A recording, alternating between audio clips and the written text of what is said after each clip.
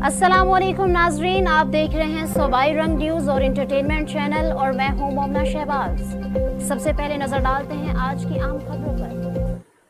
Sargodha coat मोमिन के करीब निजी कंपनी की मुसाफिर बस को मोटरवे पर अचानक आग लग गई। मुसाफिर बस जौहराबाद से लाहौर जा रही थी। इमरजेंसी कॉल पर रेस्क्यू 1112 की टीमें मौका पर पहुंच गईं।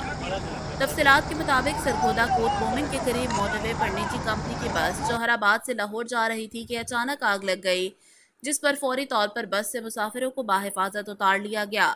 ये वाकया कोट मोमिन मोटरवे M2 स्काईवेज गाड़ी नंबर RIS 6771 में पेश आया। आग बुझाने के लिए रेस्क्यू की टीमें मौका पर पहुंच गईं और कोट मोमिन असिस्टेंट कमिश्नर रबनवाज चद्दड़ ने बर वक्त अपनी टीमों के साथ मुसाफिरों को रेस्क्यू किया और इनको इनकी मंजिल मकसूद पर लाहौर रवाना किया।